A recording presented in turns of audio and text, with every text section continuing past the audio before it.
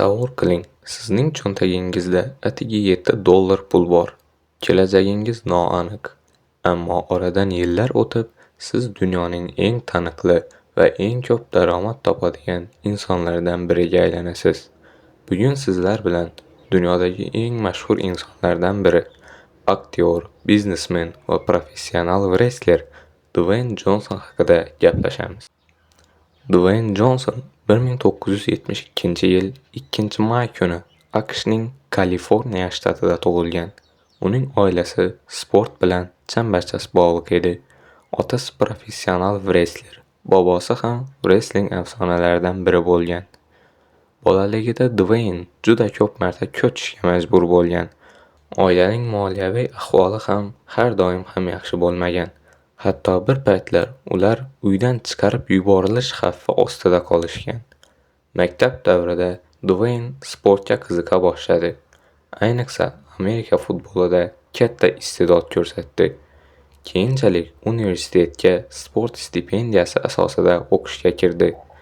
Uning eng katta orzusi professional futbolchi bo'lish edi, ammo taqdir boshqacha qaror qildi. Jarohatlar va boshqa muammolar sabab futbolchilik faoliyati kutilganidek davom etmadi. Bir payt Dwayne'ning cho'ntagida atigi $7 qoladi. Ko'pchilik bunday vaziyatda taslim bo'lardi, lekin u taslim bo'lmadi.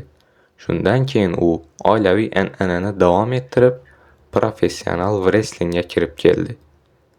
Dastlab muxlislar uni unchalik yoqtirishmadi. Hatto ba'zi tomoshabinlar unga qarshi qichqirishardi. Ammo Dwayne o'z xarizmasi, hazilkashligi va kuchli nutqlari bilan asta-sekin tomoshabinlarning eng sevimlisiga aylandi. Shu tariqa The Rock laqabi dunyoga mashhur bo'lib ketdi. The Rock wrestling tarixidagi eng buyuk wrestlerlardan biri hisoblanadi. U ko'plab chempionliklarni qo'lga kiritdi va millionlab muxlislar qalbidan joy oldi. 2003-yildan professional wrestler va aktyorlar John Cena bilan, 2012-yildan esa Roman Reigns bilan birgalikda wrestlingda va kinoda ishlay boshlashdi. Ammo Dwayne Johnson faqat wrestling bilan cheklanib qolmadi. U Gollywoodga ham yo'l oldi. Dastlab ko'pchilik uning aktyor sifatida muvaffaqiyat qozonishiga ishonmagan. Chunki o'sha paytda wrestlerlarning aktyor bo'lib ketishi odatiy hol emas edi. Lekin Dwayne yana barchani hayratda qoldirdi. U ketma-ket muvaffaqiyatli filmlarda rol o'ynay boshladi. Jumladan Fast Furious, Jumanji, Welcome to the Jungle, Black Adam va boshqa ko'plab filmlar orqali dunyo miqyosida mashhurlikka erishdi. Uning filmlari milliardlab dollar daromad keltirgan. Qiziqarli tomoni shundaki, Dwayne Johnson aktyorlikdan tashqari biznes bilan ham shug'ullanadi. U bir nechta yirik kompaniyalarga asos solgan va dunyodagi eng muvaffaqiyatli mashhurlardan biri hisoblanadi. Bugungi kunda uning Instagram sahifasida 382 million obunachisi bor. Lekin odamlar uni faqat kuchli sportchi yoki mashhur aktyor sifatida emas, balki mehnatsevar inson sifatida ham hurmat qilishadi. Dwayne Johnson har kuni juda erta uyg'onadi va muntazam mashq qiladi.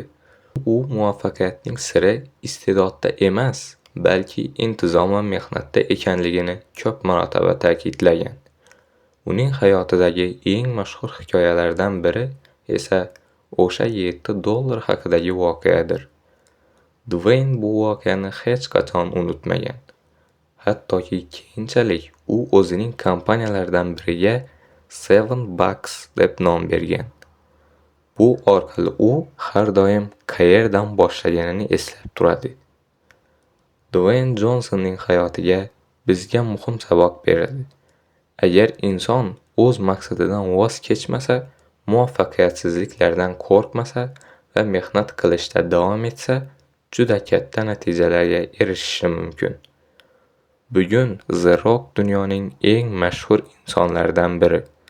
Ammo uning hikoyasi boylik yoki mashhurlikdan emas, balki qiyinchiliklarni yengib o'tishdan boshlangan. Shuning uchun ham Dwayne Johnson millionlab odamlar uchun ilhom manbai bo'lib qolmoqda. Video sizlarga yoqdi degan umiddamiz. E'tiboringiz uchun rahmat.